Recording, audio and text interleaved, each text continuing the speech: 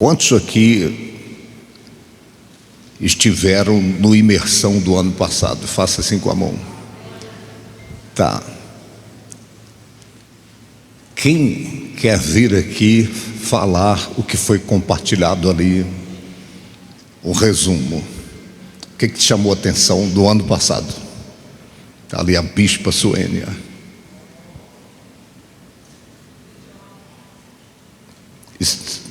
Pastor Lidione, venha também. Sabe por que eu estou fazendo isso? Porque a maioria não se lembra. Eu não vou chamar aqui para não constranger, falar, vem aqui fulano. Tá, pastor Lidione veio de Goiânia, né? Goianira. E ele estava no ano passado também. O que você ouviu ali da parte de Deus? Shalom, líderes de excelência. Em poucas palavras, o que mais me chamou a atenção foi quando o senhor falou sobre visão. Que quando o diabo ele não consegue matar um homem, ele vai fazer de tudo para tirar a visão deste homem. Porque outras visões são maravilhosas, mas Deus nos deu uma visão. Quando o senhor fez aqui o exemplo da caixa, pediu às pessoas, colocou alguns itens e eles fizeram. E erraram todos, colocou os itens embaixo e em cima, sem visão. E depois colocou um espelho mais frente, na frente. E aí ficou mais fácil. O senhor disse, não precisa copiar nada. Se tem uma visão, Deus nos deu uma visão. Isso me chamou a atenção demais.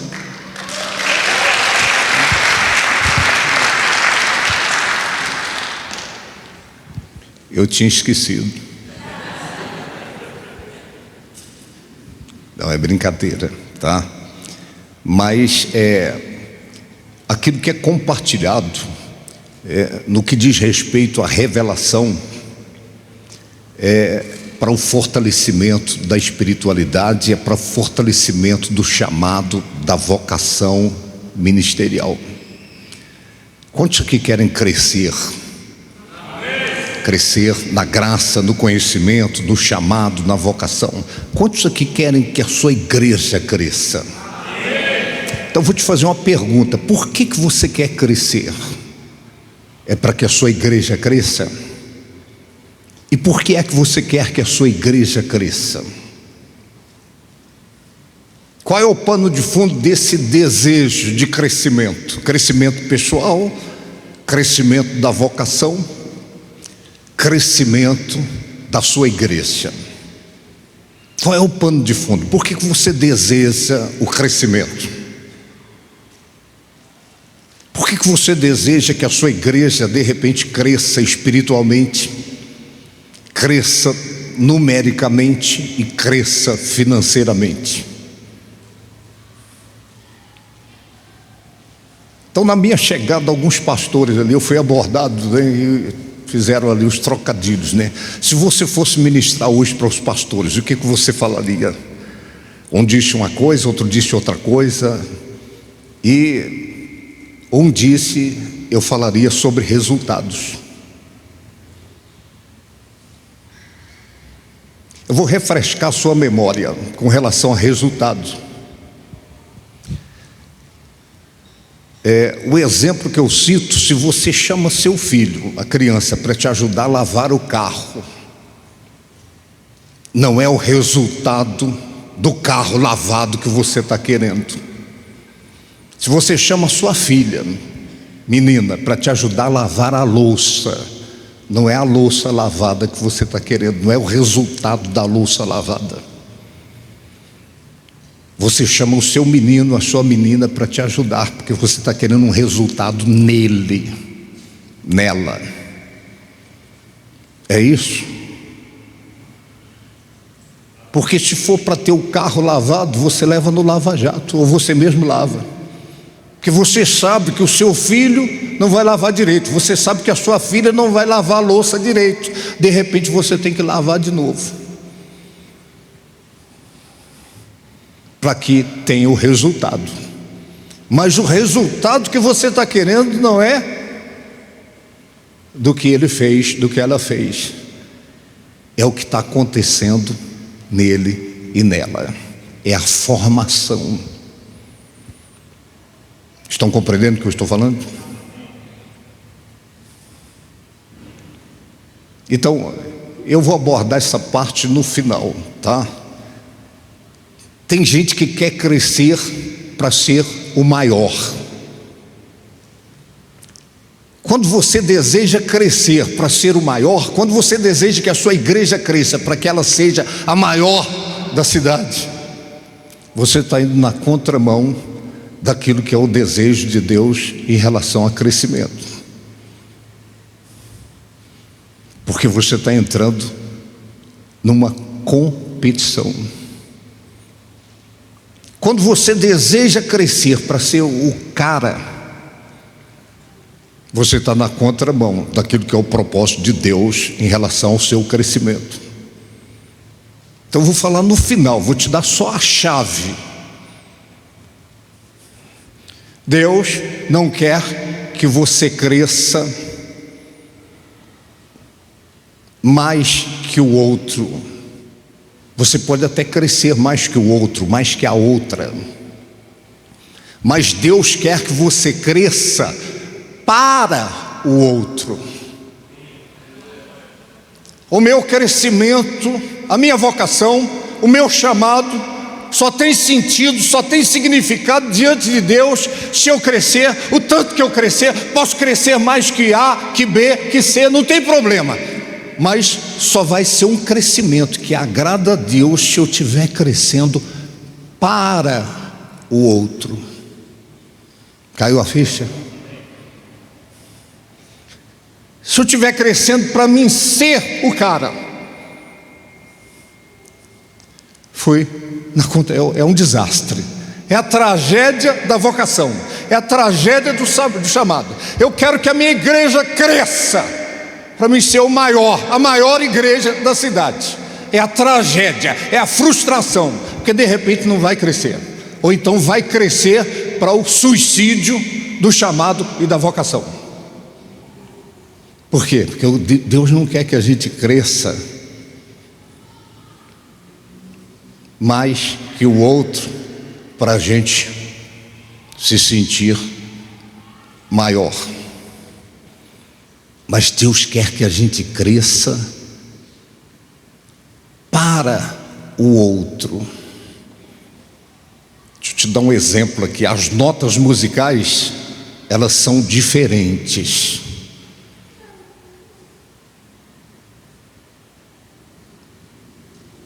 E a nota musical, ela só tem sentido se for com outras. Então, se é um samba de uma nota só, se é uma música de uma nota só, está sem graça. Então o reino de Deus, ele acontece de fato e de verdade, quando ele acontece na pluralidade, e não na singularidade. Então quando eu quero crescer para ser singular, para ser soberano, para estar por cima, é samba de uma nota só. Mas se eu quero crescer, eu quero crescer no sustenido, no maior, não seja o que for, no bemol, eu quero crescer, mas eu quero crescer para estar me acoplando aos outros. Compreendeu essa parte? Então, o que precisa mudar de repente? De repente o que precisa mudar não é fora de nós, precisa mudar é dentro de nós. Precisa mudar não é o pensamento, é a mentalidade. Por que eu estou aqui? O que eu faço? O que eu faço? O que eu oro o tempo que eu oro? O que eu gravo o que eu gravo? O que eu transmito o que eu transmito? Por que eu estou evangelizando? Por que eu estou discipulando? Por que eu faço arca? Qual é o propósito? Qual é a razão? Então não sei se você já notou, mas quando Jesus veio, ele não veio para tratar resultados, ele veio para tratar as motivações dos resultados. Porque de repente não tem resultado, mas tem uma motivação. Então escute cuidadosamente. Ele declarou, ele disse: a lei diz, eu porém digo. A lei está dizendo resultado, eu estou dizendo a intenção, o desejo, o pano de fundo do resultado. A lei diz: não matarás. A lei fala do resultado. O que aconteceu aqui?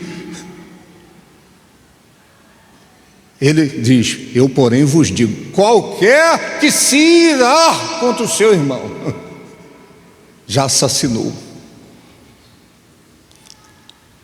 Durma com barulho desse. Então a lei lida com o resultado, a graça lida com as intenções, com as maquinações, com o desejo do coração. A lei diz: quem adulterar. A graça diz: quem cobiçar já adulterou. Vocês estão compreendendo? Então o resultado, glória a Deus pelos resultados, glória a Deus pelo carro lavado. Mas a glória de Deus vai estar mesmo se a intenção, o propósito for puro, for santo, for adequado ao propósito de Deus. Diga quem está ao seu lado, diga: deixa o Espírito de Deus falar ao seu coração.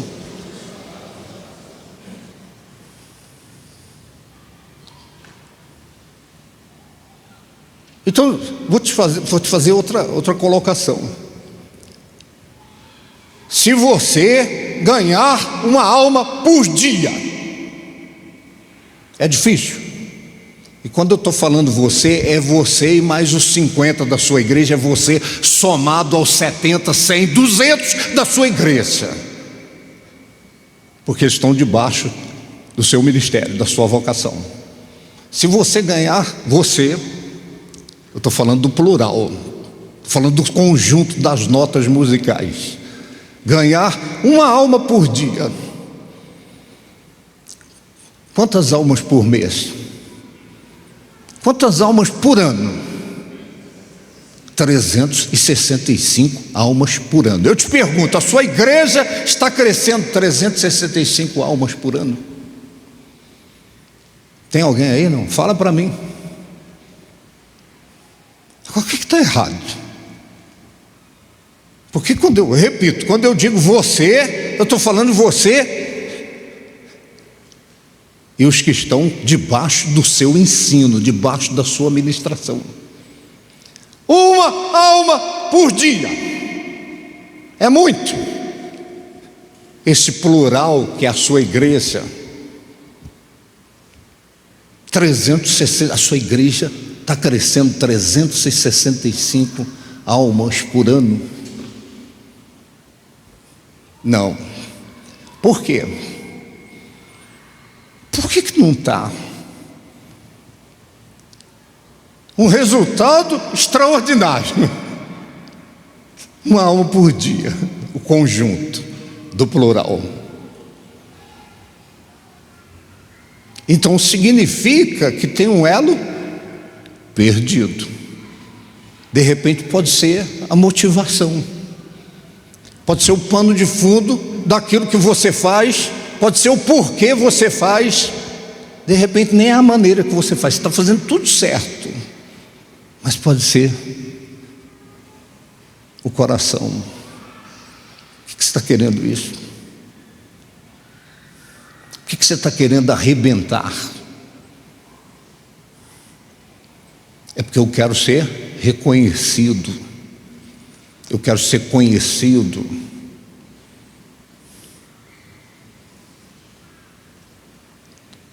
Então a gente está errado. Então o seu crescimento não tem que ser um crescimento para você,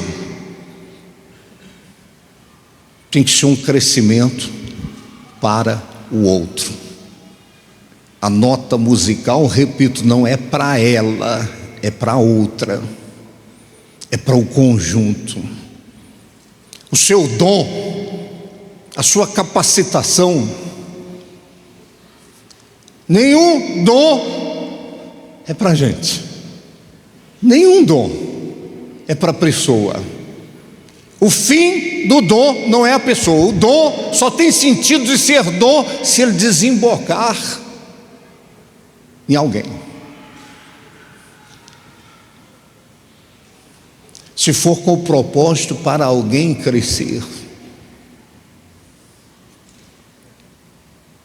Tem alguém aí? Não? Estão lembrados que eu preguei isso aqui numa Santa Ceia?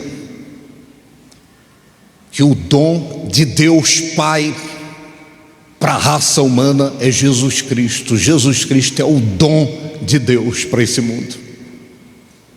Está lembrado? Jesus conversando com a mulher no poço, a mulher samaritana. Entre outras coisas, ele disse: se você conhecesse o dom de Deus. O que ele estava falando? Dom de Deus. Era ele. Jesus Cristo é o dom do Pai, é o dom de Deus. Agora, o dom do Filho, Jesus Cristo, o dom de Jesus Cristo é o Espírito Santo. O Espírito Santo é o dom do Filho. O dom do Pai é para o mundo. O dom do Filho é para os salvos, é para a igreja. O dom do Filho é o Espírito Santo e é para aqueles que já receberam o dom do Pai. Se não recebeu o dom do Pai, não está credenciado para receber o dom do Filho. Qual é o dom do Filho? Diga quem está ao seu lado, diga: o dom do Filho é o Espírito Santo. Agora erga a cabeça e olhe para mim. Dom do Pai é Jesus. Dom de Jesus é o Espírito Santo. E qual é o dom do Espírito Santo? Aí você diz: são vários os dons. Não, o dom do Espírito Santo é você. O dom do Pai é para o mundo, o dom do Filho de Jesus é para a igreja, e o dom do Espírito Santo é você. Você é o dom do Espírito Santo. Agora, para que esse dom? Por que é que Ele deu a mim e a você esse dom? E acoplado a esse dom que é o Espírito Santo, uma pessoa chegou para mim uma certa feita e disse: qual é o maior dom que você acha? Eu falei: o dono dos dons, que é o Espírito Santo. Se a pessoa tem o Espírito Santo, ela tem todos os dons à disposição dela. Agora, por que é que Ele nos doou o dom que é o Espírito Santo? Para a gente ser um dom para outras pessoas, para a gente ser uma dádiva de Deus para outras pessoas. Compreende isso? Não? Então é qualquer outra coisa menos o Espírito Santo na vida da pessoa, se essa pessoa não tiver canalizada para outras pessoas. Então veja bem, eu vou começar agora mesmo a pregar, fazendo uma introdução. Então aqui nós temos bispos, pastores, vocacionados. Tem gente que está há mais tempo, tem gente que está começando agora, tem gente que ainda vai começar. Mas amém, glória a Deus. Já tem que começar sabendo. Às vezes eu me pego fazendo, eu penso: por que eu estou fazendo? Qual a motivação? Então, para você entender o final do que eu vou ministrar hoje, o culto na sua igreja, a reunião na sua igreja não deveria ser um encontro de ovelhas, mas tinha que ser um encontro de pastores.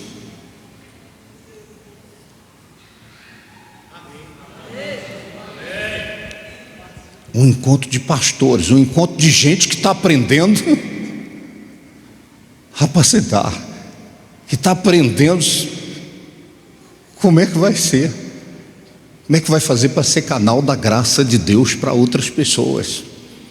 E para outras pessoas, não somente as que estão dentro da igreja, mas as que estão lá fora. Não somente para as que estão lá fora, mas também para as que estão dentro da igreja.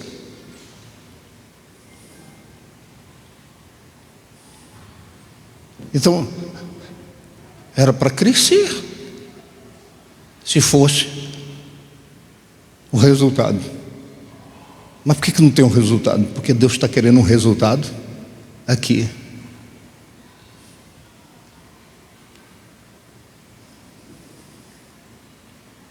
Você sabe por que a Bíblia diz Deus não dá a glória dele para ninguém, não dá a glória dele para outro? Porque às vezes a gente está tocando na glória de Deus. A gente está roubando a glória de Deus. Porque a gente quer estar por cima, na crista. Jesus disse: lá fora é assim, mas no meu reino, quem quiser ser o maior, tem que ser o que? O que serve. Tem que ser o que serve. Quem quiser ser o maior, tem que ser o que? Tem que ser aquele que está querendo crescer para o outro e não querer ser mais que o outro.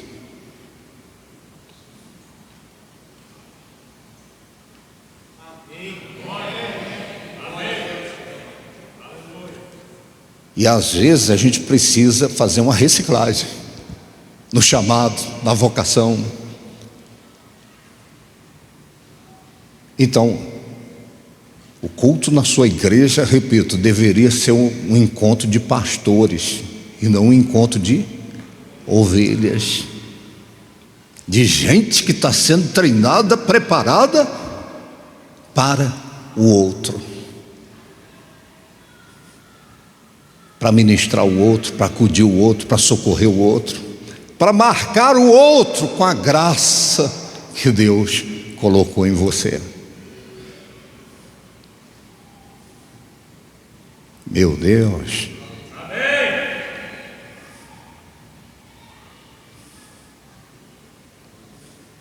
Então, vou te dar um exemplo aqui de família, casamento. Enquanto você quer ser o cônjuge do relacionamento, vai ter problema daqui a pouco, se já não estiver tendo. Mas na hora que você entende que você está para o outro, você não está com o outro simplesmente, você não está com a sua esposa, você tem que estar para a sua esposa. Você não está com o seu marido. Eu estou com o meu marido. Não, eu estou para o meu marido. Estou para o meu esposo. Entendeu?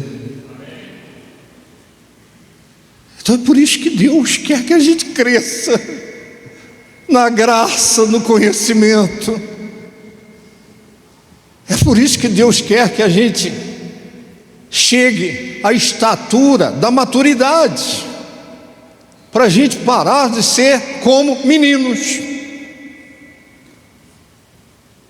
querendo a primazia, querendo privilégios. É aquilo que eu falo, erga a cabeça, olha aqui para mim. Você quer conhecer o grau de maturidade de uma pessoa, um obreiro, vocacionado, um pastor? Não é quando você delega a posição a ele, é quando você tira ele da posição e você coloca ele, entre aspas, numa posição aos olhos humanos inferior. É por isso que Jesus disse, falou assim: quem é o maior? O que está na mesa ou o que está servindo? Quem é o maior? É o que está ali, peito de pombo, ou é aquele que está servindo? Maior é o que serve. Diga quem está ao seu lado, diga: maior é o que serve. Então, se quer crescer, sirva. Quer crescer muito, sirva muito.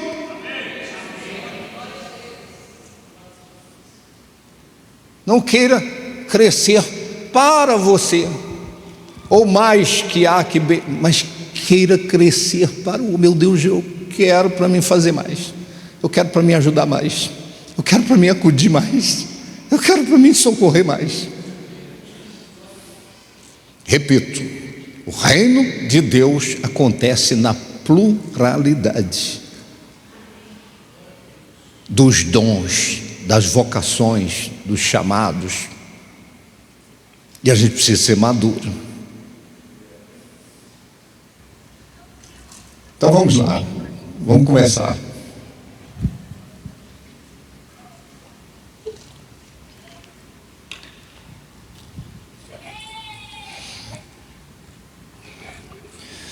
Você já viu, abra Evangelho conforme escreveu Lucas, no capítulo 24.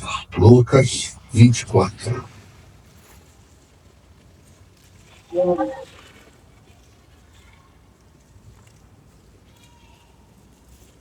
Tá, nós vamos ler Evangelho conforme escreveu Lucas, é uma leitura extensa, tá? E deixa eu recomendar a você que é pai da cabeça. Quando você for pregar, não faça leituras extensas.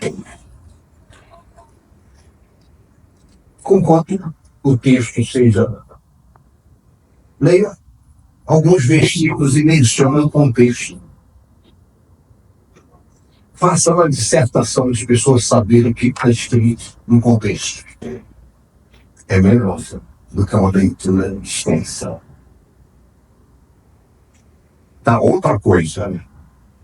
Você precisa melhorar a sua mensagem. Melhore a sua mensagem. Por que eu falo isso? Porque as verdades sagradas compartilhadas do modo como parece que melhorou agora, né? Tá chegando aí? As verdades sagradas compartilhadas de modo que traga clareza aos que ouvem, a possibilidade delas serem absorvidas é maior. Então, eu vou dizer uma coisa que o Espírito de Deus me incomodou para dizer, vou repetir, tá? É aquilo que a gente fala frequentemente. O pano de fundo de toda a Bíblia Sagrada é Jesus Cristo. É uma pessoa, é Jesus Cristo. Desde Gênesis até o Apocalipse. Então escute com atenção para te ajudar. Se você não tiver essa consciência,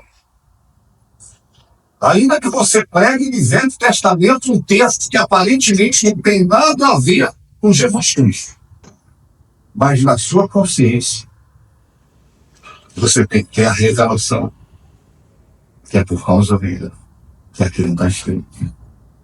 Aquilo aponta para ele. Então,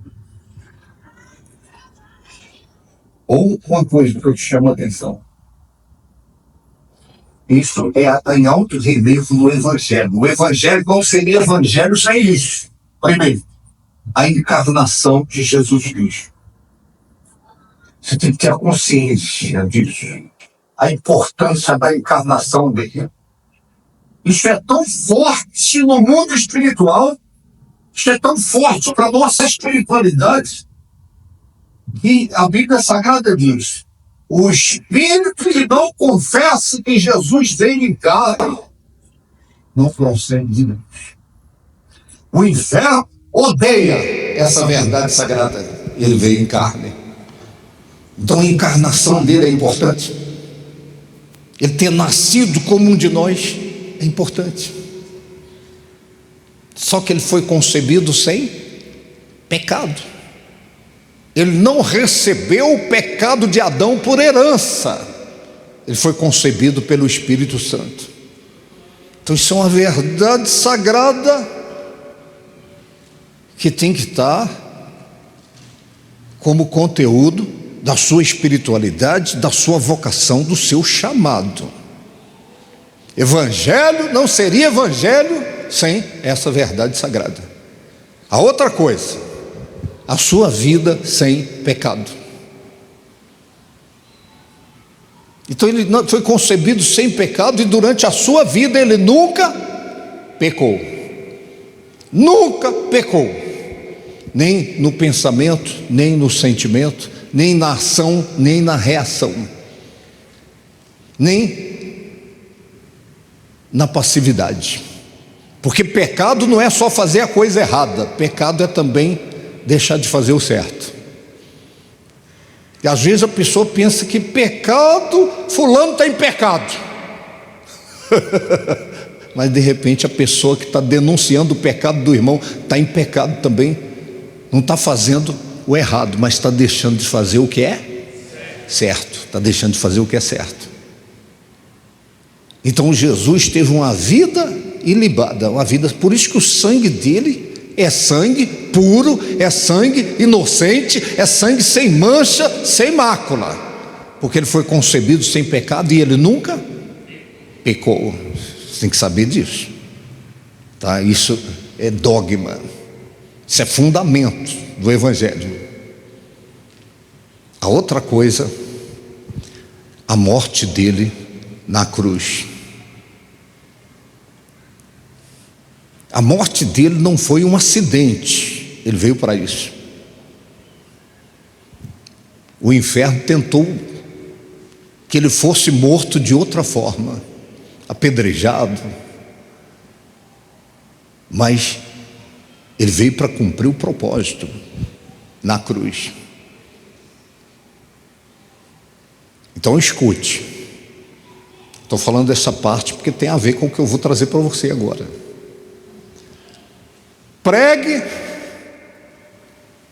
as doutrinas básicas da fé cristã, os fundamentos da fé cristã. Compartilhe as verdades sagradas que têm a ver com o Evangelho. Conquanto você esteja pregando o Velho Testamento, seja que texto for, ali alguma coisa está apontando para algum fundamento. Então vamos lá. Por que a morte dele na cruz é importante?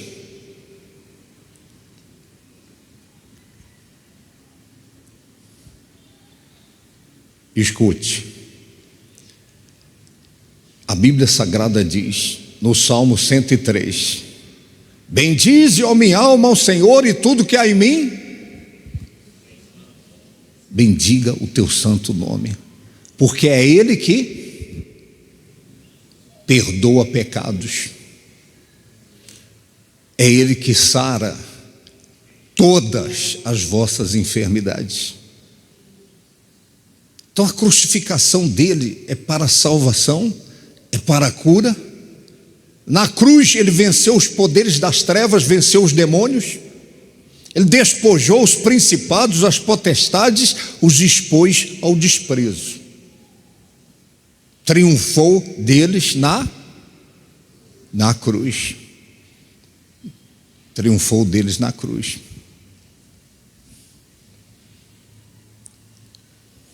Então os benefícios da crucificação, os benefícios do Calvário, isso é fundamento. Agora escute, a sua ressurreição, o túmulo vazio, evangelho não seria evangelho se ele não tivesse ressuscitado. A ressurreição dele é a cereja do bolo.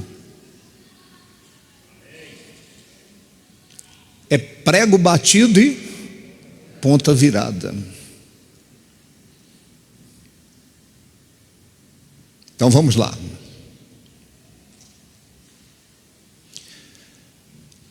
Lucas 24, o verso 13 a seguir. A palavra do Eterno diz assim: naquele mesmo dia, 2 deles, falando sobre os discípulos, estavam de caminho para uma aldeia chamada Emaús, distante de Jerusalém 60 estádios.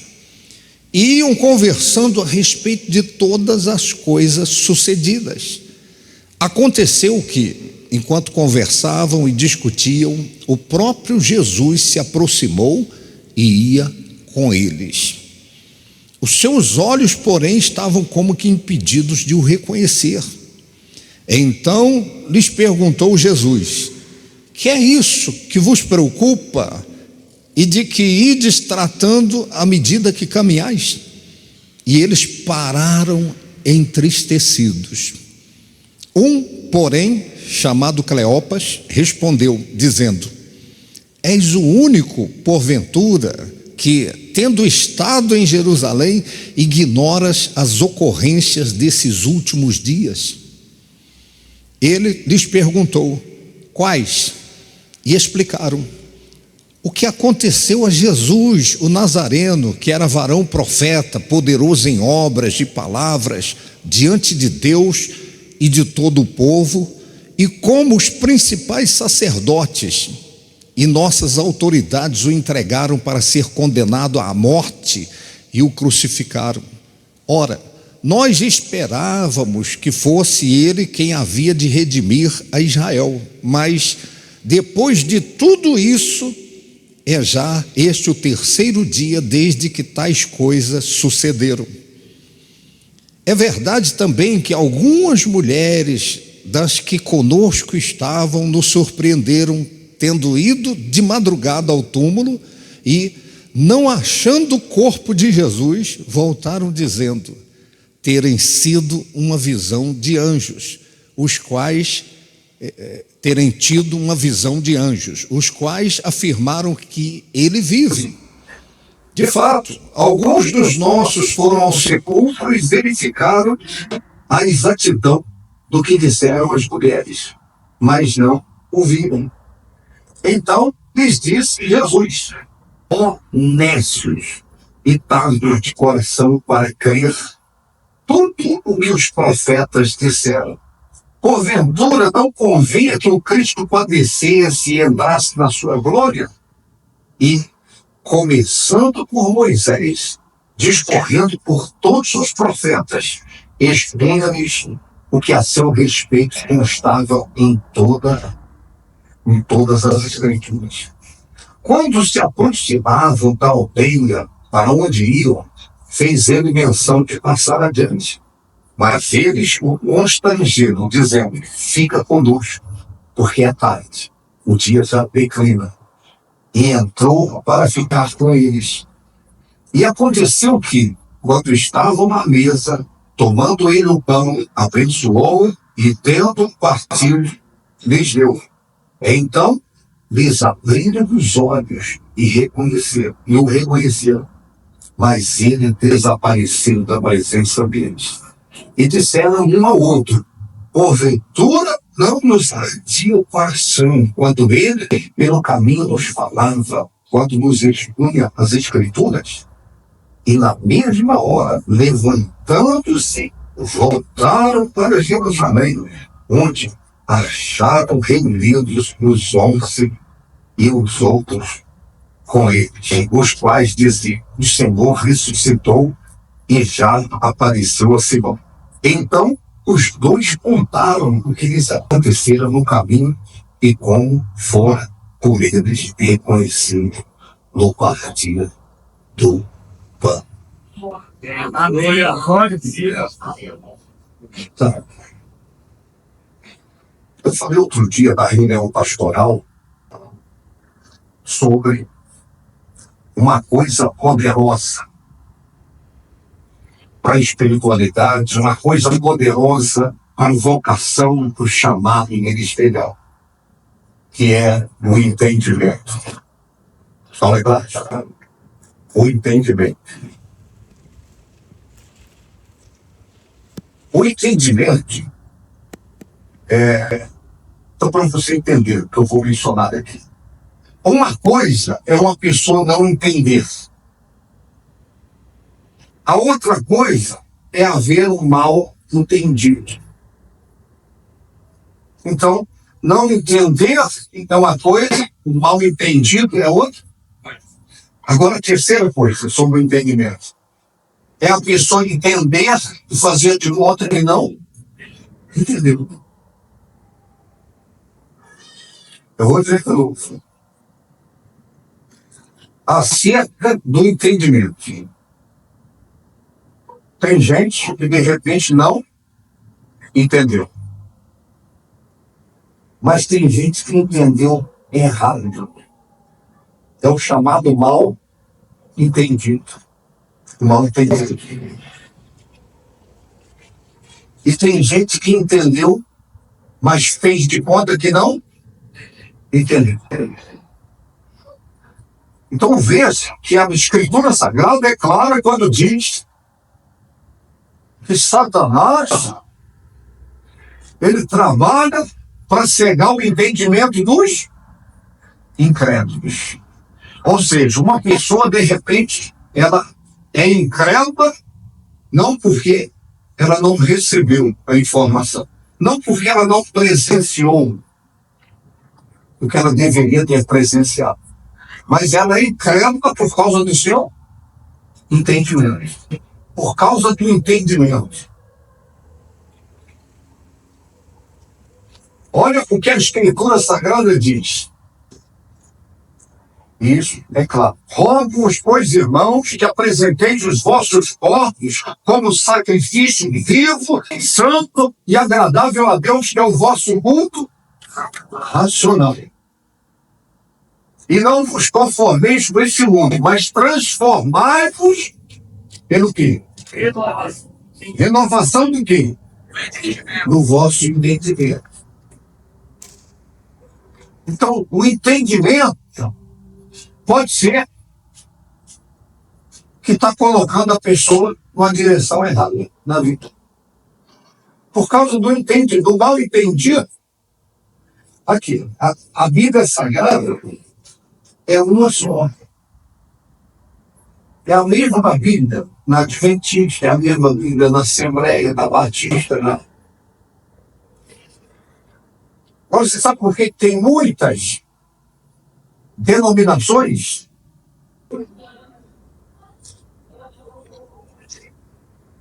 Por causa do entendimento.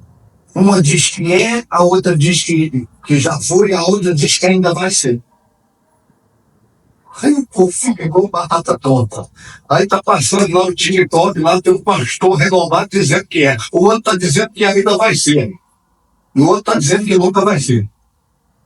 E aí a pessoa começa a ficar baratinada no seu entendimento. A verdade sagrada é uma, mas os entendimentos são diversos.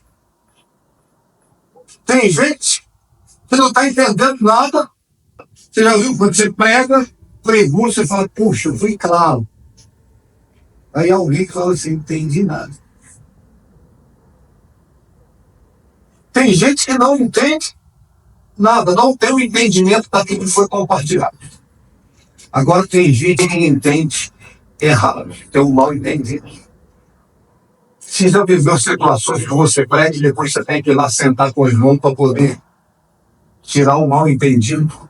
Às vezes ele toma até por ofensa do que você pregou. Você tem que sentar. Por quê? O problema não está na verdade sagrada compartilhada. O problema está no entendimento. Sabe por que tem casais que entram em crise? Na maioria das crises conjugais, por causa do entendimento. Entendimento é interpretação. A pessoa interpretou errado. Interpretou errado o comportamento, interpretou errado o que foi falado. Aí o bicho pega qualquer coisa. Esses discípulos no caminho de Emaús, eles tomaram a direção errada. Na hora que veio o entendimento, eles tomaram a direção certa. Voltar para Jerusalém. Mas enquanto eles entenderam tudo errado, eles estavam no caminho errado. O caminho errado. Visão ministerial, ministério, vocação, chamado. Se for com o entendimento errado, a pessoa toma um caminho errado da vida. Esses discípulos, eles assistiram em loco o ministério de Jesus. Varão, poderoso em obras, etc. e tal. Eles não falam nada. Eles assistiram à crucificação. Só que eles não entenderam nada. Ou entenderam errado. Entenderam errado. Falaram, puxa, vamos embora. Tomaram um caminho errado. Porque o mal entendido leva a pessoa para um caminho errado.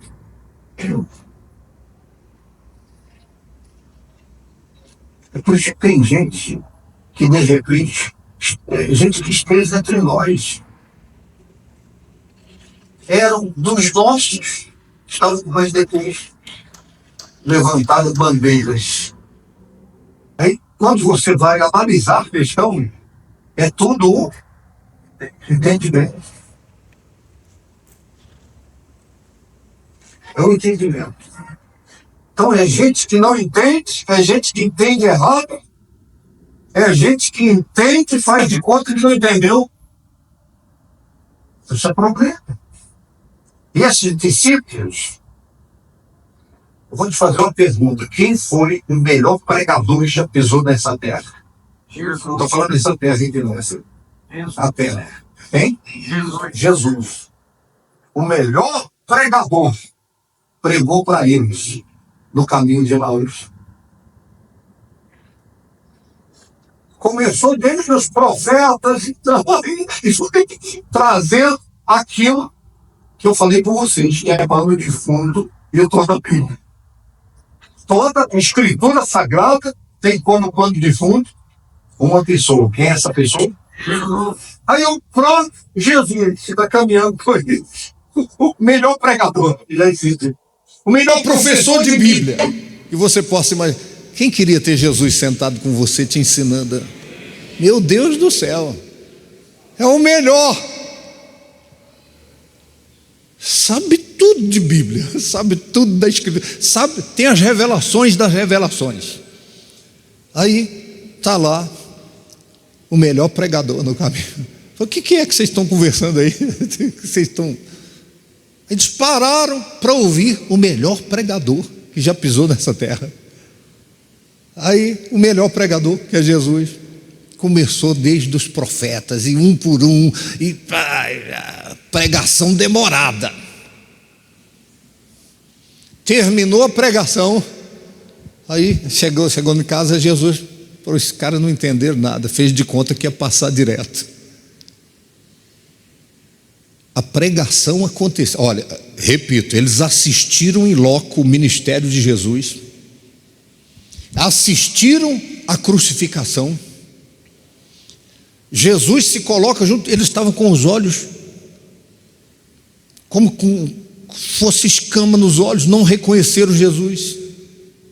E Jesus vai discorrendo a escritura sagrada todinha, explicando para eles. Terminou a pregação. Aí você chega para o irmão e fala assim: e aí, entendeu, irmão? Entendi nada.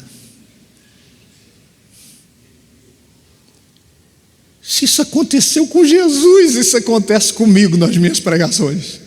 Isso acontece aqui hoje. O pastor fala: pô, entendi nada que o apóstolo falou. Jesus terminou a pregação, que pregação deve ter sido, né? Meu Deus do céu. Terminou a pregação. E aí? Fez o apelo. Nem se moveram. Não deram resposta positiva. O entendimento ainda estava fechado, obturado. Estão vendo o poder extraordinário do entendimento? Se você não entende, se você entende errado, você vai por um caminho errado, você toma decisões erradas na sua vida. Agora, por outro lado, o poder quando você entende.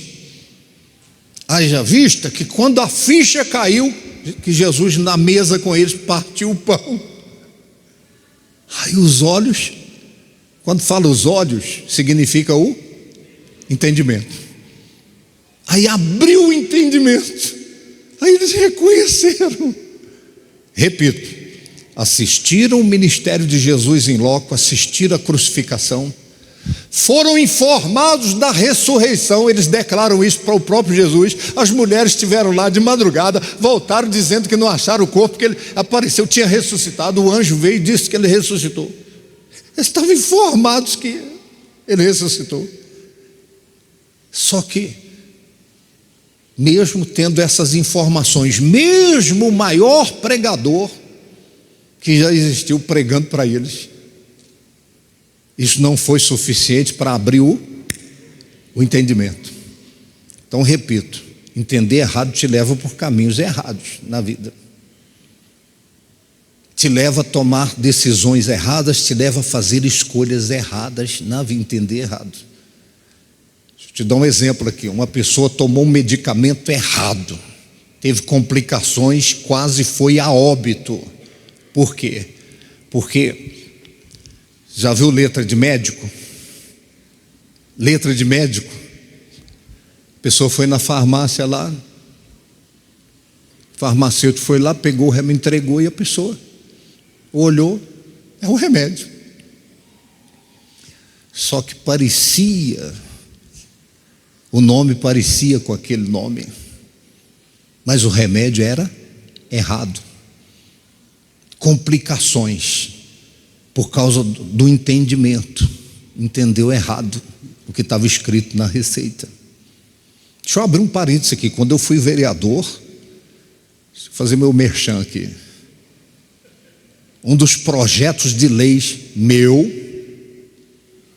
é que médico tem que dar receita digitada, por causa exatamente disso aí, aquele garrancho, entendeu? É a única classe de formados que desaprende como é que escreve. É médico. Não sei se é para fazer charme, o que é? Para confundir, né? Para atrapalhar o entendimento. Então, receita de médico digitada, tem que ser claro, para que não haja mal entendido, para que não haja complicações. Então olha aqui para mim agora, vou caminhar para a mensagem. Pega a mesa aqui para mim. Cadê o meu auxiliar aqui, é o pastor João aqui? Vem também. Aí. Põe a mesa aqui assim, do lado aqui da cruz, por favor. Então olha aqui para mim. Estão lembrados da cruz? O que emana da cruz?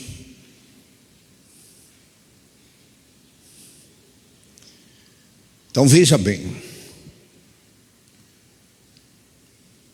antes da cruz, antes da crucificação, Jesus esteve na mesa com seus discípulos. Estão lembrados? Ceia, um de vocês vai me trair, tá? João bota a cabeça no peito de Jesus. Uma mesa antes da cruz. Volta aqui os meus secretários aí, cadê? Passa a mesa para depois da cruz. Teve uma mesa antes da cruz. Agora escute aqui, ó. Isso aqui que é a chave de hoje, tá? Uma mesa antes da cruz não foi suficiente para eles entenderem a cruz. Jesus na mesa está falando da cruz. Estão lembrando? a carne, o sangue. Ele está falando da cruz. Só que a mesa antes da cruz não foi suficiente para eles entenderem a cruz. O entendimento.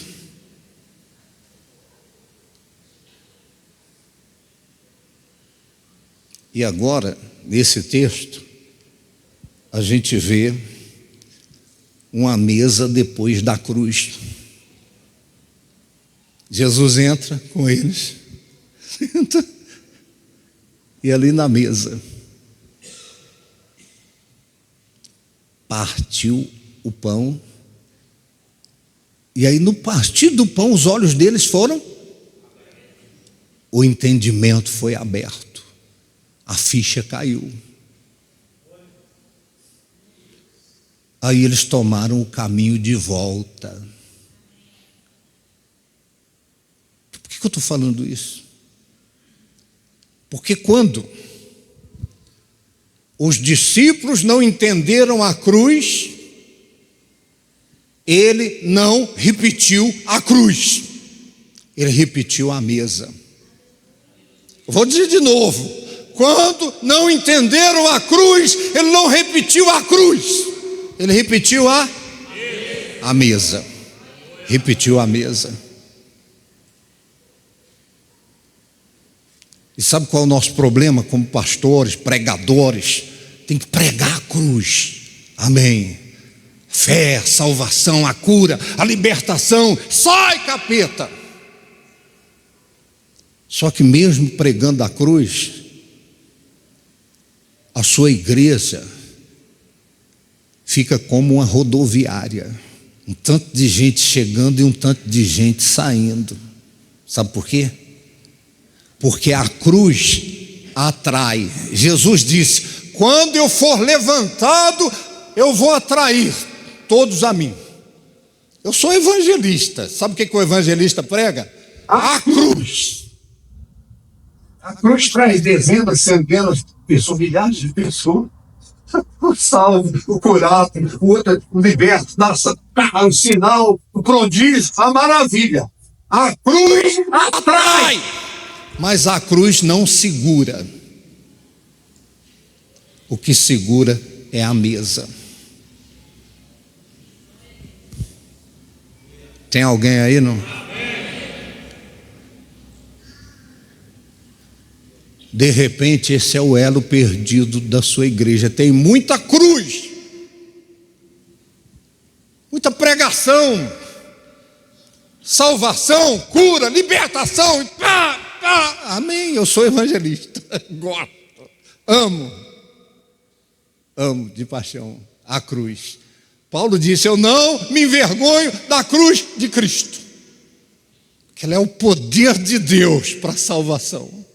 Meu Deus do céu, como eu amo. Sim, eu amo na mensagem da cruz.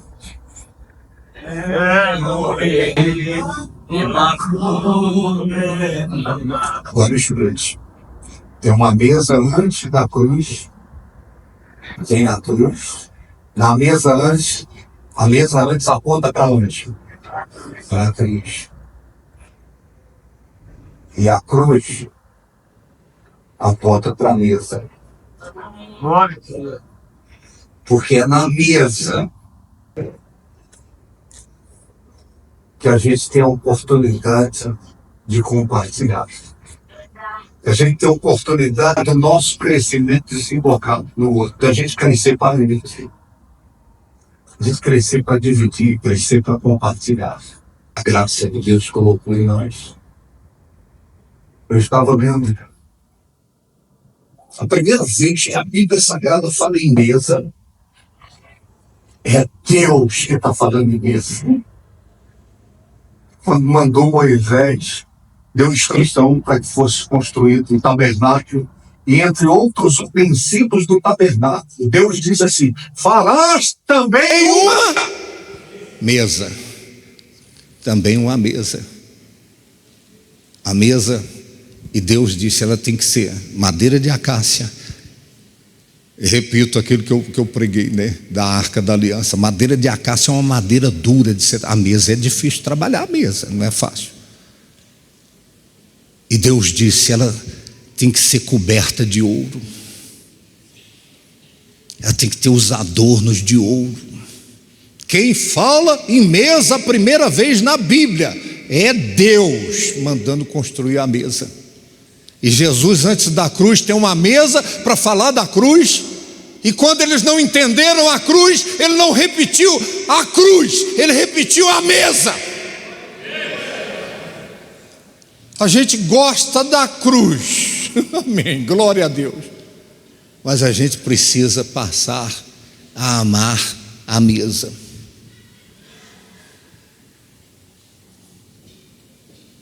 Porque tem gente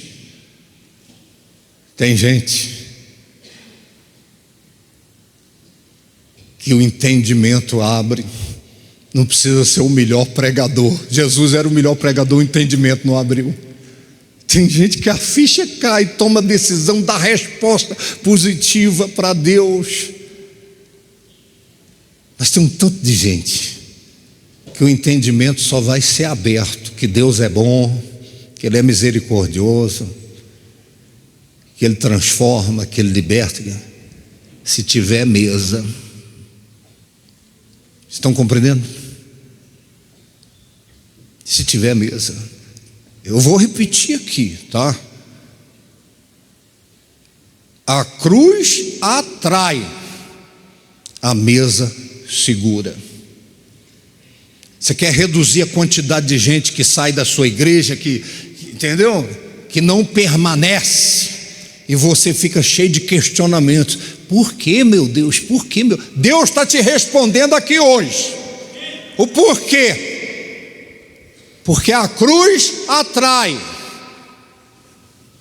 o sofredor, atrai o pecador, atrai o desesperado, mas a cruz não segura, não segura. A mesa segura. Diga quem está ao seu lado, diga: a cruz atrai, mas ela não segura. Diga: o que segura é a mesa. Meu Deus, meu Pai Celestial.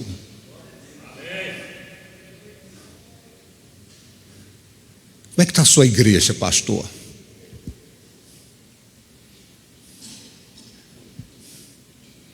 Vou repetir lá. Está ganhando uma alma por dia? Eu não estou falando com deboche, não. Eu estou falando só para a ficha cair, tá? É provocação. Uma alma por dia são 365 por ano. De repente está passando pela sua igreja 365 por ano, mas não está permanecendo, porque a cruz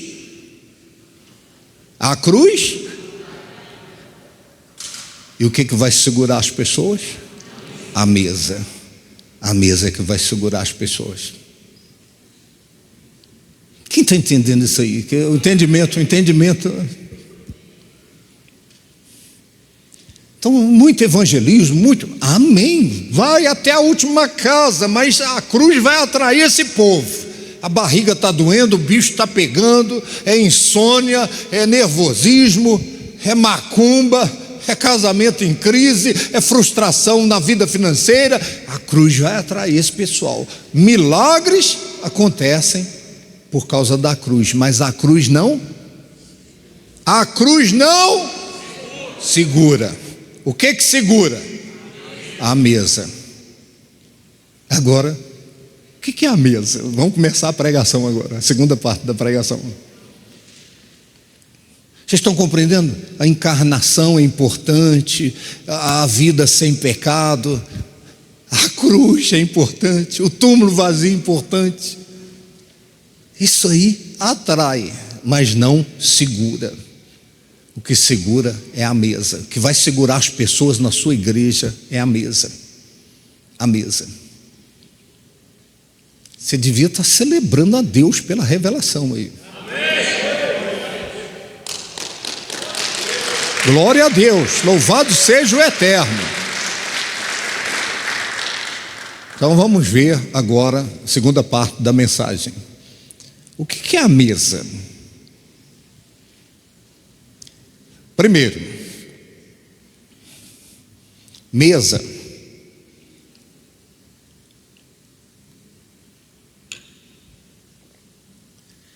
é tempo de qualidade com as pessoas.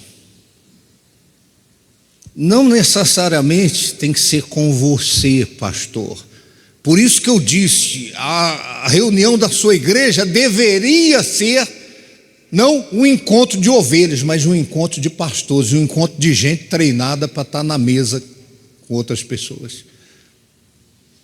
Estão compreendendo? Mesa, primeira coisa, significa tempo de qualidade.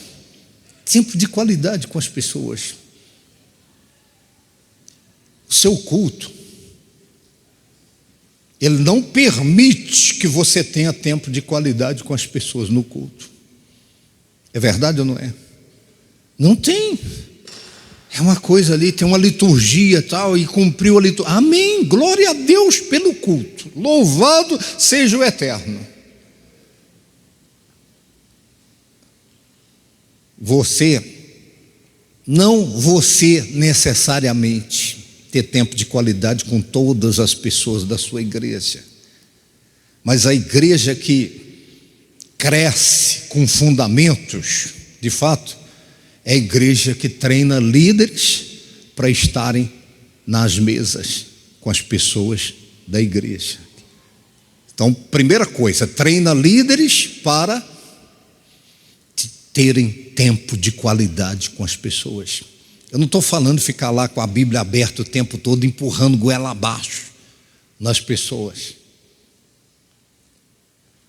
Leia os evangelhos e você vai ver Jesus Cristo nas mesas. Na casa de Simão, o leproso, não está nada a mesa, banquetar, tempo de qualidade.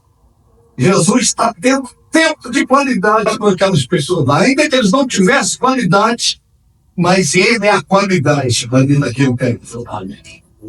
Aí vem a mulher por trás, quebrou um balsa, então aí, aquela história toda. Ele estava na mesa. Aí, a indignação dos religiosos da época, o seu líder come com os pecadores. Ele está na mesa com os pecadores. Ele está aqui na mesa com os pecadores. O ministério de Jesus teve muitas mesas. Só teve uma cruz e muitas mesas. Então, primeiro, mesa. Eu vou te ajudar, tá? Não necessariamente que tem que ser numa mesa. Estão compreendendo? Não precisa de repente ter mesa. Vem aqui, pastor Cristiano, vem aqui. De repente não tem mesa, mas tem nós dois aqui, de repente, numa caminhada, batendo um papo, compartilhando da vida. Uma mesa invisível, uma mesa, porque hoje para mim e para você a cruz também é invisível. Vocês estão compreendendo? E aí, como é que está? E aí eu fico sabendo da luta dele, dos desafios dele, das crises. Ele começa a se abrir, ele começa a confiar em mim. Ele começa a perceber que eu sou canal da graça de Deus. E de repente a ficha ainda não caiu com aquilo que ele sabe da cruz. Mas agora por causa da mesa a mesa invisível que eu estou tendo com ele, ele fala: rapaz, eu quero esse Deus. Eu quero esse Jesus.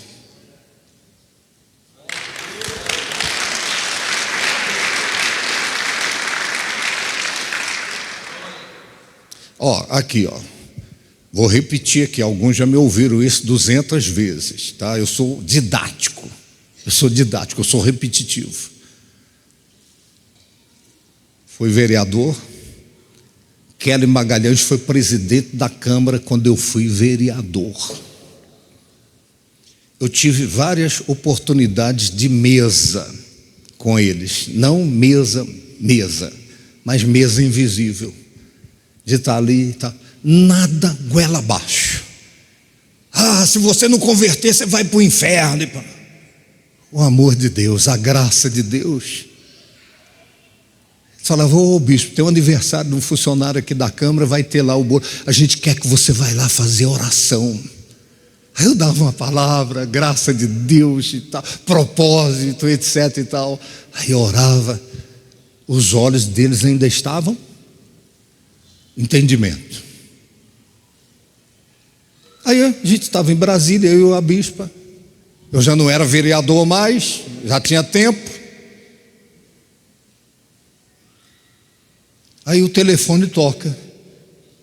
Olhei, Kelly Magalhães, que foi presidente da Câmara quando eu fui vereador. Botei no Viva Voz. A bispa estava ali comigo. E nós ouvimos ela dizer o seguinte, com a voz embargada: Bispo Daniel, saiu o diagnóstico de câncer. E a única pessoa que eu me lembrei foi de você. Então eu estou te ligando, você me dá uma cobertura para você me ajudar nisso aí. Eu sei que você é um homem de Deus. Eu quero que você me acompanhe nisso aí. Eu e a bispa, nós acompanhamos Kelly Magalhães até uns 10 dias antes dela falecer. Eu mandava minhas pregações para ela e falava com ela no telefone e ministrava. Um dia eu falei assim: Kelly, um dia todos nós vamos partir desse mundo. E o que conta é o perdão dos pecados, é a salvação e Jesus é o único. Você quer tomar essa decisão agora? Eu vou orar com você. Ela falou: eu quero entregar minha vida a Jesus, eu quero estar preparada. Aí ela chorando, ela falou assim: eu só queria que ele me desse uma chance para me levar só depois da formatura da minha filha, porque eu quero ver minha filha se formar primeiro, mas eu sei que eu estou indo. Aí ela confessou Jesus como Salvador. Por que eu estou te falando isso aqui? Porque o entendimento dela não foi aberto na cruz, mas foi aberto na mesa. Eu tive muitas mesas com eles lá, com os vereadores. Todos abriram o entendimento? Não. Então Jesus tem uma mesa antes da cruz para falar da cruz. Eles não entenderam a cruz. Teve a cruz, eles não entenderam a cruz. Aí, como eles não entenderam a cruz, ou teve um mal entendido, tomaram o caminho errado, Jesus não repetiu a cruz, ele repetiu a mesa. Repetiu a mesa. Meu Deus. Aí o entendimento foi aberto aonde? Na mesa. O melhor pregador do mundo, pregando a melhor mensagem, não foi suficiente para abrir o entendimento deles. Estava tapado. Mas a mesa foi o poder que abriu o entendimento, fez a ficha cair. Vocês estão entendendo de verdade o que eu estou falando aqui? De verdade. Continue pregando a cruz vai atrair dezenas, centenas e milhares. Mas se você não treinar pessoas na sua igreja para ter mesa com as pessoas, você vai jogar a conversa fora. O melhor pregador jogou conversa fora, entre aspas, né? A mesa é que vai segurar as pessoas. A mesa é que vai fazer a sua igreja ser uma família. Tem gente que vai dizer assim: eu vou sair para quê se aqui eu tenho mesa, se aqui as pessoas têm tempo de qualidade comigo. Erga a sua cabeça, olhe para mim. Você não veio aqui à toa, tá? Se acabasse hoje, o imersão de pastores já valeu sua vinda, já pagou o ingresso. Então não necessariamente que tem que ter uma mobília mesa, mas tem que ter tempo de qualidade com as pessoas. com os novos, que está chegando. Ainda que você não dá conta, pastor, de ter tempo de qualidade com todo mundo. Não tem como, humanamente não tem como. Mas você precisa treinar líderes, pessoas para a mesa. Quantos nomes a sua igreja pegou de novos convertidos ali, novos decididos? Quantos? Desde quando você está aí na vocação, no chamado, quantos nomes? Deve ter uns 5 cadernos cheios de nome lá. Cadê esse povo? Porque a cruz não segura, a cruz trouxe esse pessoal.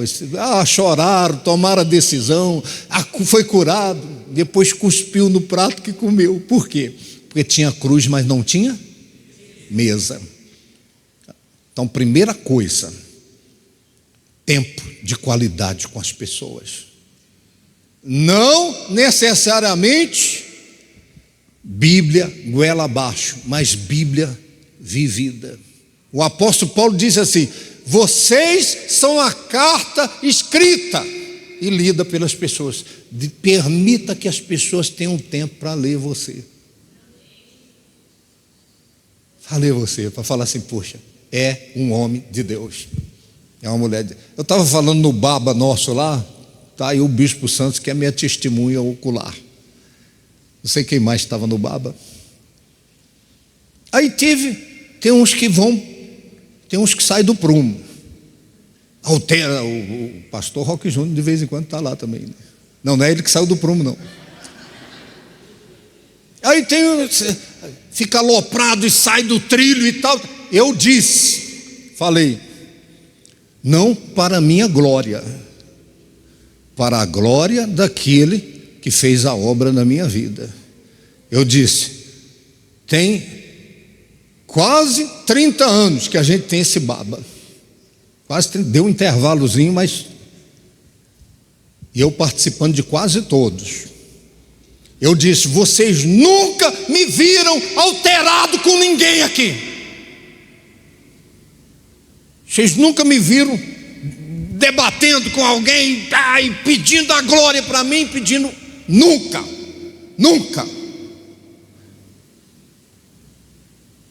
Vocês estão compreendendo? Por que eu estou falando disso? O dia que alguém estiver lá e que a barriga doer, vai lembrar de quem? De quem teve tempo de qualidade com eles. Não empurrou Bíblia goela abaixo, mas foi uma Bíblia ambulante. Uma Bíblia escrita e lida pelas pessoas. Aí, vez por outra, eu tenho que falar assim: gente, olha o testemunho, gente. Eu não estou falando de gente miúda, não, estou falando de gente graúda. Eu falo, olha o testemunho. Então, não tem mesa de madeira, mas ali tem uma ocasião para mim revelar o que a graça de Deus fez comigo.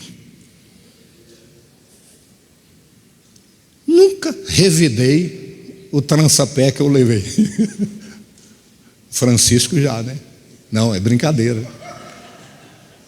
Francisco não precisa nem dar o trançapé nele, ele já dá antes de... Vocês estão compreendendo, gente? Então, tempo de qualidade pode ser na casa, pode ser numa pescaria. As pessoas que criei laços, porque são laços invisíveis que vão sendo criados quando você tem tempo de qualidade com as pessoas. Eu criei, sabe como? Na pescaria. Bora pescar junto e tal, ali pescando ali e tal, fala das coisas de Deus e tal. Aí vai criando laços, vai trazendo para perto, vai criando cimento, super bonder na relação. Agora, eu dou conta de fazer isso com todos? Trazer todo mundo para perto de mim? Não. Então eu preciso treinar pessoas. Eu preciso treinar pessoas. Você, pastor, tem que treinar pessoas na sua igreja para a mesa. E explique para eles que não necessariamente tem que ser uma mobília, mas tem que ser qualquer lugar, em qualquer ocasião, o tempo de qualidade com essas pessoas. Você pode dizer amém por isso? Amém. Então escuta só. Segunda coisa que é tempo de qualidade. Suportar as pessoas. Eu preguei aqui sobre suportar. O que é suportar? Não é tolerar. Eu tenho que tolerar esse irmão, essa pessoa é cheia de aresta. Não, eu tenho que dar suporte para essa pessoa. Eu vou dar suporte para ela, nas fraquezas dela, nas limitações dela, nas necessidades dela. Eu quero ser a resposta da oração dessa pessoa. Um dia eu virei, que a gente está sempre procurando dar suporte, suporte e suporte. Eu virei para uma pessoa e falei assim: nós precisamos fazer isso para essa pessoa. Você sabe por quê? Ele falou: por quê? Eu falei: porque nós vamos ter o privilégio de ser resposta de oração dessa pessoa. Vocês estão compreendendo? Então você precisa entender que mesa é dar suporte, é acudir, é socorrer, é ajudar as pessoas nas suas fraquezas, nas suas necessidades, e de repente, numa hora dessa, você está sendo resposta de oração. Vocês estão compreendendo? A viúva foi resposta de oração para o profeta. Você vai passar as páginas da Bíblia, quem deu suporte, quem acudiu, quem socorreu, quem ajudou. Ou você pensa que a parábola do bom samaritano, que fala que o sacerdote na igreja dele provavelmente tinha cruz, mas não tinha. O levita, o obreiro na igreja dele tinha cruz, mas não tinha. Aí o samaritano, que era aquela classe excluída aos olhos humanos, desqualificada, mas ele aprendeu a mesa. Ele aprendeu a parar a viagem dele, interromper a viagem, pegar os recursos dele para acudir, para socorrer. Despejou ali os medicamentos e tal, botou na cavalgadura e falou: bora para o hospital. Eu vou te levar para o HO, mas o HO está lotado. Eu vou te levar para o hospital central e vou pagar. Aquele cara que foi acudido, ele conheceu a graça de Deus na mesa. Não tinha mesa ali de madeira, mas na mesa. Vocês estão compreendendo o que é mesa? É acudir, é socorrer, estender a mão, é ajudar, é identificar carências, necessidades. É você ser canal da graça de Deus. Por isso que eu disse a vocês que eu ia deixar para o final. Você tem que crescer, não para você, mas o seu crescimento tem que ser para o outro. O seu crescimento tem que desembocar na mesa. Se o seu crescimento não desembocar em mesa, não favorecer as pessoas, e etc. Eu me lembro do que Miles Monroe disse, entre outras coisas, ele disse assim: eu quero morrer vazio. Eu quero morrer vazio. Tudo que Deus me deu, eu quero despejar nas pessoas. Eu quero canalizar para as pessoas, porque o crescimento na graça, no conhecimento do Senhor só tem sentido se a gente crescer para o outro.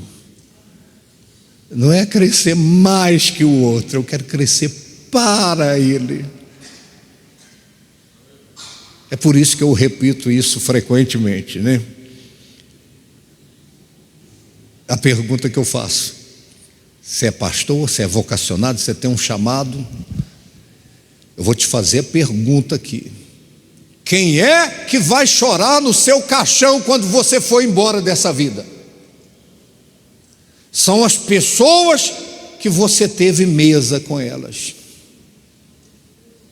As pessoas que você teve mesa, que você tirou de você para dar.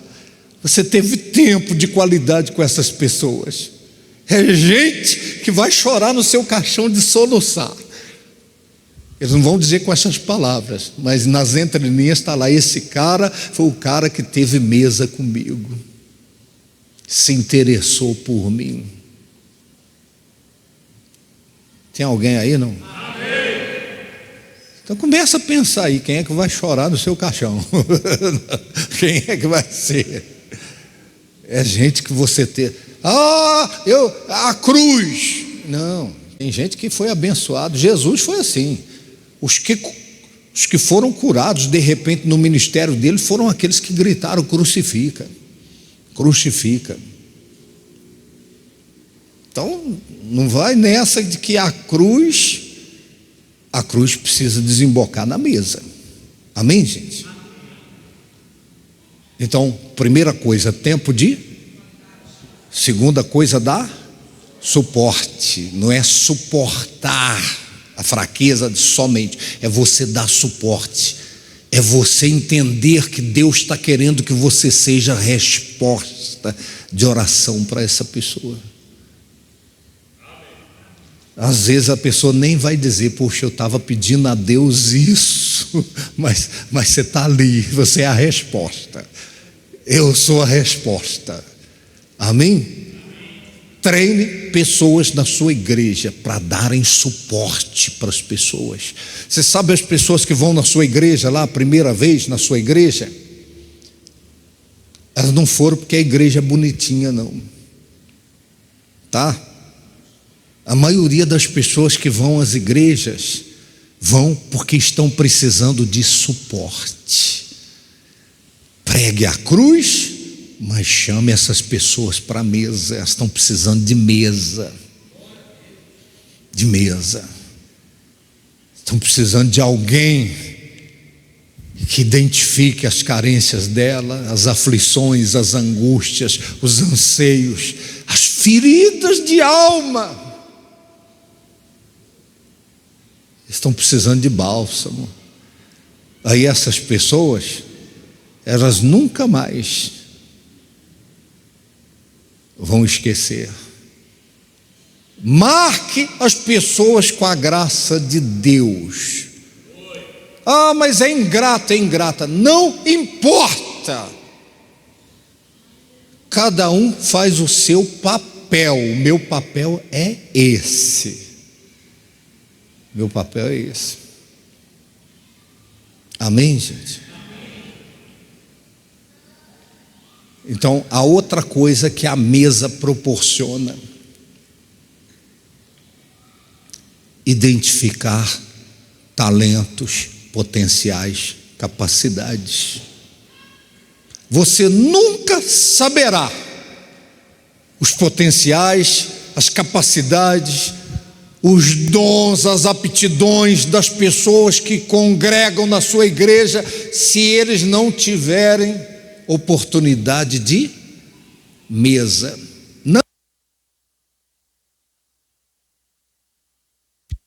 Não necessariamente com você, mas com as pessoas treinadas para a mesa da sua igreja.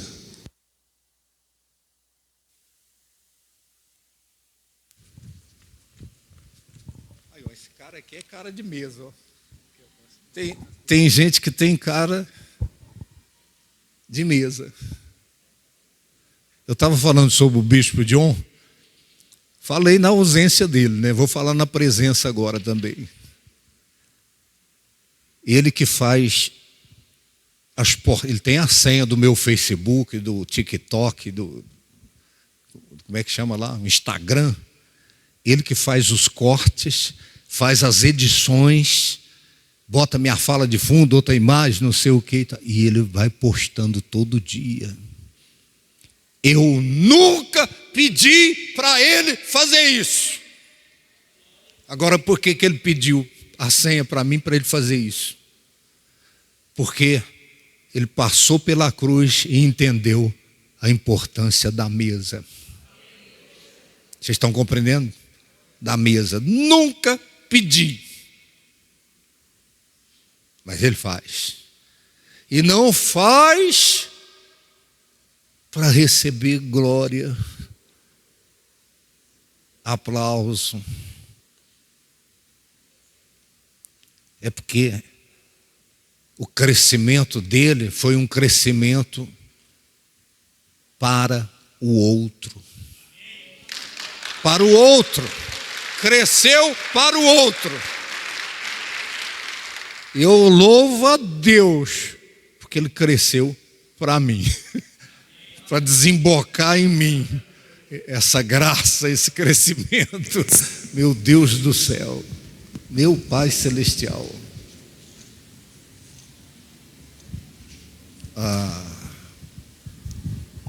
Amém.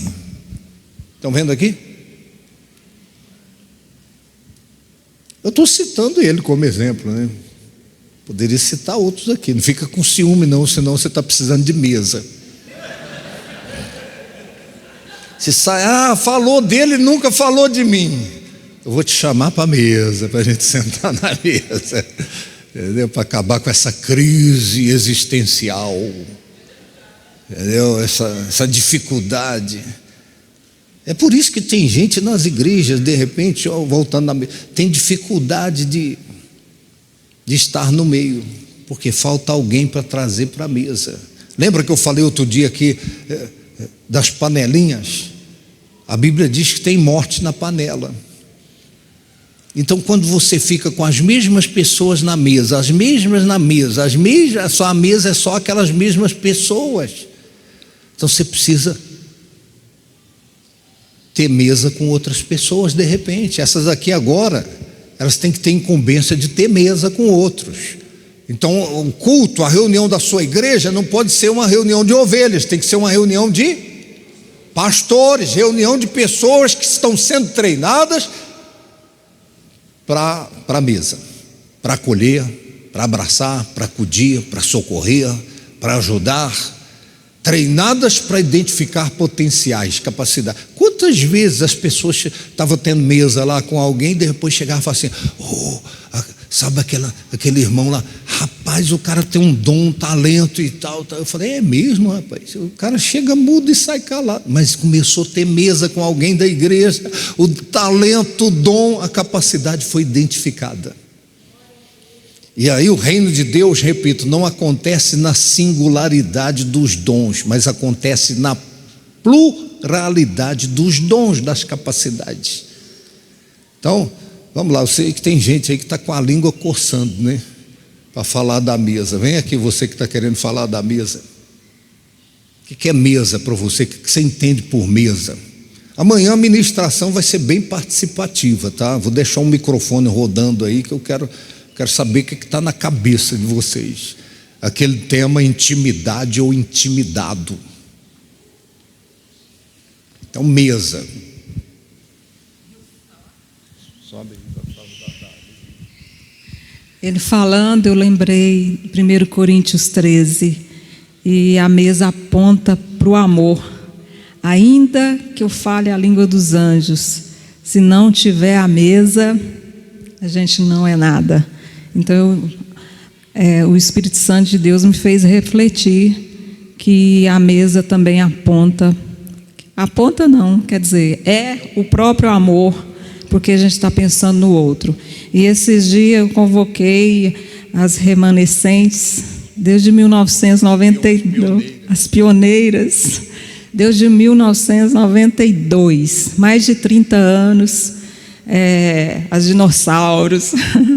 E literalmente eu levei elas para a mesa mesmo, em casa, foi muito bom. Esqueceu da Mariene, né? A Mariene, cadê a pastora Mariene? Está ali? Também, é desde 1992, né? Ela era criança. Então a gente ali na mesa foi muita graça de Deus. E a gente tem que fazer isso, né? Uns com os outros, literalmente na mesa. Um chá, e também nesse sentido que o apóstolo falou. Então a mesa aponta mesmo para o amor. Então, só para completar isso aí, ainda que eu fale a língua dos anjos, e se não tiver mesa, né? Você pode ter o dom de curar, dom disso, daquilo, mas se não tiver mesa, não adianta nada, né? Vem cá, você que está com a língua coçando, faz fila aqui, ó. Por que não? Porque esse tema, eu vou te falar uma coisa. Se você sair dessa imersão com a cabeça virada para essa proposta de treinar líderes para a mesa, tá? Eu vou concluir depois como é que você vai treinar. Em 2016 eu vi um documentário dizendo que 73% das delinquências dos filhos é por falta de mesa. Que os filhos de antigamente eram submissos, obedeciam aos pais, só com o olhar, porque o filho tinha na mesa um referencial de autoridade, porque o pai é aquele que dá direção para uma família, e a mulher que está somando com aquilo, com aquele homem. E o filho, quando senta na mesa e vê esse referencial de pai e de mãe, ele tem uma direção na vida. E hoje em dia as crianças, na hora do almoço, vai para o quarto, pega a televisão, o celular e tal. Então ele não tem mais esse referencial. Então as crianças estão desnorteadas por falta de mesa. E na Bíblia a gente aprendeu, né, que a mesa é um altar, e ali é um pacto, e a oferta são comidas, né? As oferendas de manjares ali. Então são 3 altares importantes: o altar da igreja, onde você recebe a consagração com óleo. Segundo altar, a cama, é o segundo altar da Bíblia, né? Quando você se entrega em matrimônio ali para uma outra pessoa, o sexo é um pacto, os dois se tornam uma só carne. E o terceiro é a mesa, que é onde a oferta é de manjares. Por isso que Jesus orava agradecendo ao pão de cada dia ali na mesa, porque tinha aquelas ofertas também de manjares. Então, a importância da mesa na família. Amém. Então, se na família os filhos ficam sem referência por falta de mesa, a igreja é uma família. E as pessoas da sua igreja vão ficar sem referência também. Elas vão ficar bebendo das redes sociais, porque não tem mesa na sua igreja, tá? Você não treina pessoas para mesa. Então tem muita cruz, salvação, cura, libertação, amém, glória a Deus.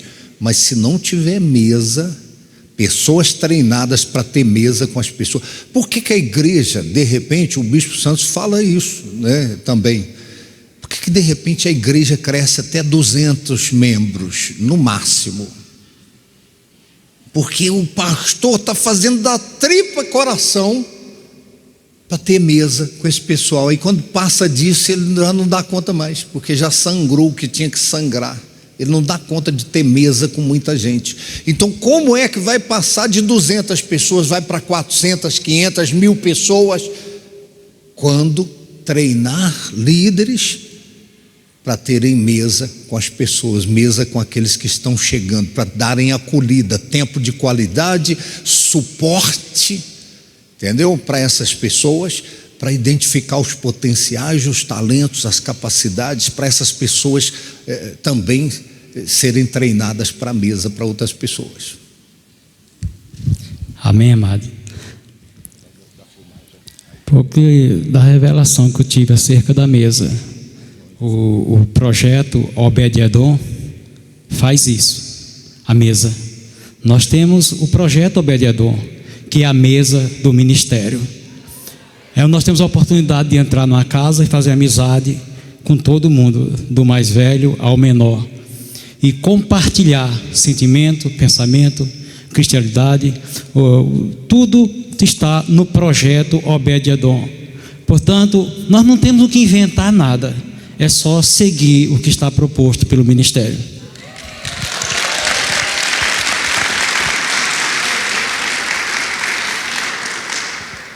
Não foi carne nem sangue que te revelou. Essa é a parte final da minha ministração.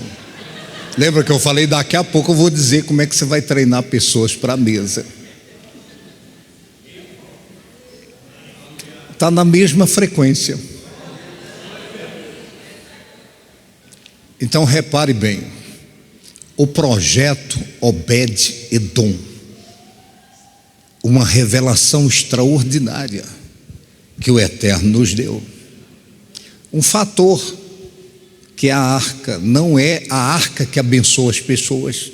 Você nunca diga, a arca vai... Não, não é a arca.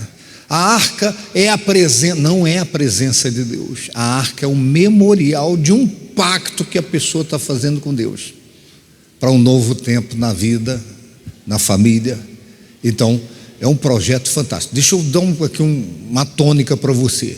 Por que tem igrejas do G12 que explodem no crescimento, enquanto outras do G12 não crescem? Está no G12, mas fica amassando barro. Porque o G12, basicamente a proposta não é cruz, é o quê? Mesa. É mesa. Vocês estão vendo? Porque a cruz atrai, o que segura? A mesa. Só que tem igrejas do G12 também, que o pastor, ele não está treinando pessoas para a mesa, não está treinando pessoas para os pequenos grupos, pequenas reuniões. Então o projeto Obed-Edom são pequenos grupos, são pequenas reuniões. Não é uma proposta para você botar 50 pessoas num culto no lar lá. Não, aí vai ser cruz, cruz, cruz. Aí daqui a pouco vira cruz credo.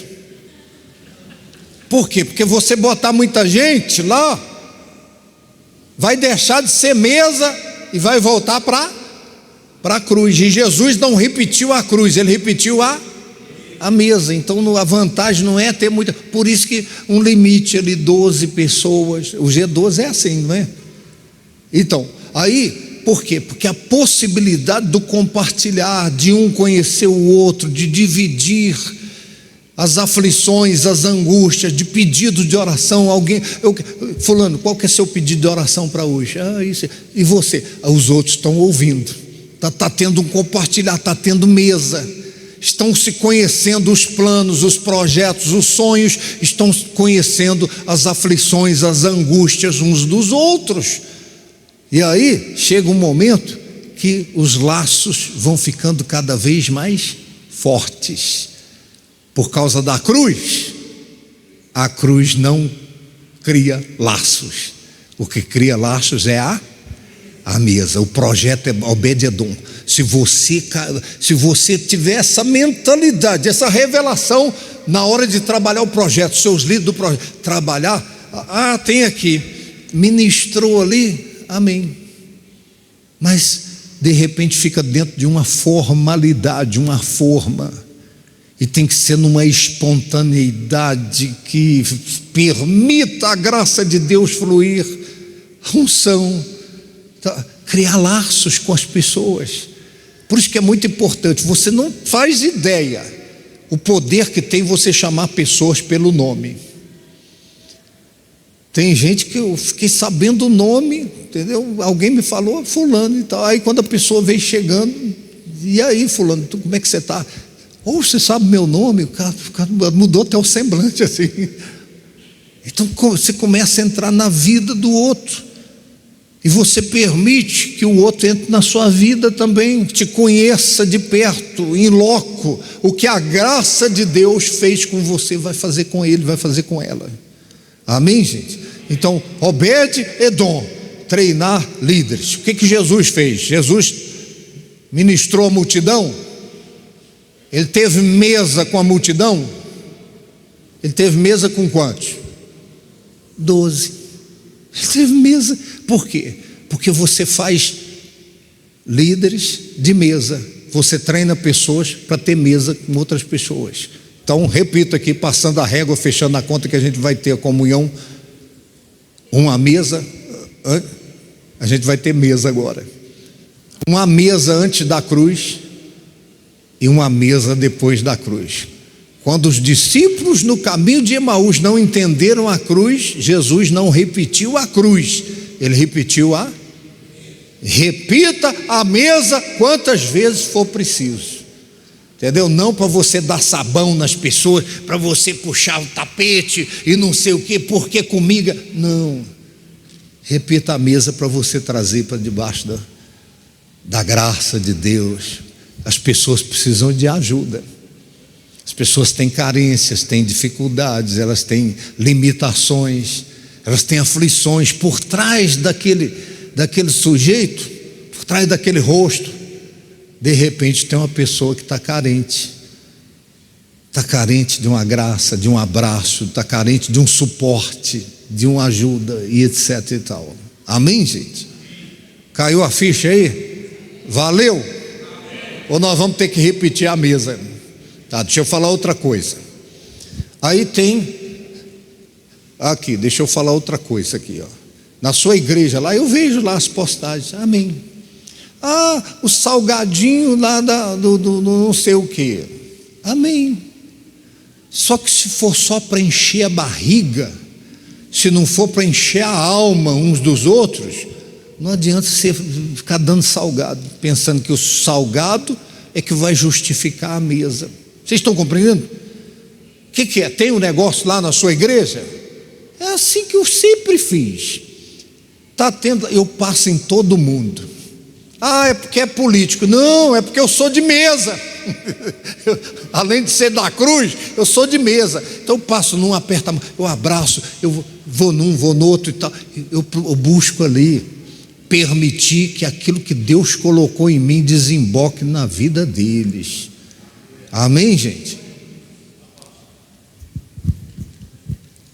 É porque isso é muito importante, isso que eu estou falando aqui, tá? Pais amados, a Bíblia fala que a igreja primitiva, todos tinham tudo em comum. Singeleza, no partilhar do pão, de casa em casa. Então, nós, como Ministério Missão Mundial Servos, parece que está passando o tempo e nós estamos perdendo isso. É muita cruz e pouca mesa. Precisamos ter tudo em comum. Eu penso que nós não somos dono de ninguém, mas nós estamos aqui para ser servos. E como servos nós temos que servir uns aos outros. Então, aí, para a gente encerrar mesmo, de verdade. Então, foi na mesa que ficou revelado o traidor. Estão lembrados? Na mesa que o traidor ficou evidenciado. Então, na cruz, enquanto você está dando só cruz para o povo, você não sabe quem é o Judas, quem é o que vai meter a bala nas costas. Aí Jesus descobriu, é claro que ele é Deus, etc. Mas assim, ficou em alto, na mesa. É na mesa que você vai descobrir quem, como a mulher que levou o bálsamo de alabastro. Essa pecadora e tal. Mas ela, na mesa que ela sacrificou.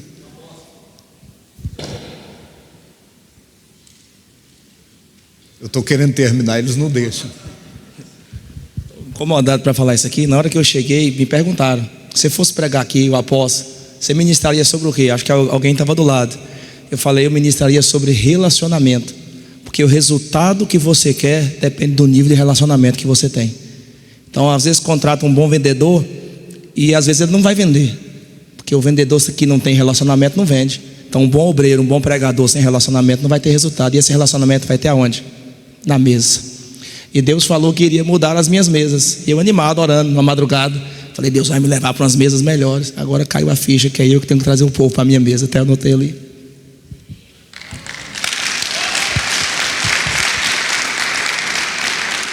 Bom, gente, vou terminar. Quem falou, falou. Tá, fique em pé, em nome do Senhor Jesus. Louvo ao Eterno porque você veio hoje, tá? Eu quero dizer que amanhã de manhã a gente vai para a segunda página do livro, tá certo? Deus está me incomodando também de falar que a questão da correção também é a mesa. A palavra de Deus diz em Provérbios, Deus diz: filho meu, não rejeite a correção do Senhor, e nem te enoje da sua repreensão, porque Deus corrige assim como o pai e o filho a quem quer bem. Ou seja, às vezes a gente chamar o ministério, isso, chamar o ministério, chamar o pastor, chamar o obreiro e dizer: olha, você está indo para o caminho errado. Às vezes pode ficar até chateado na hora, pode ficar com alguma coisa, mas mais para frente ele vai entender que é mesa, é o tratar de Deus com ele. Às vezes é o tratar de Deus com a vida da gente, e isso aí também é importante na mesa.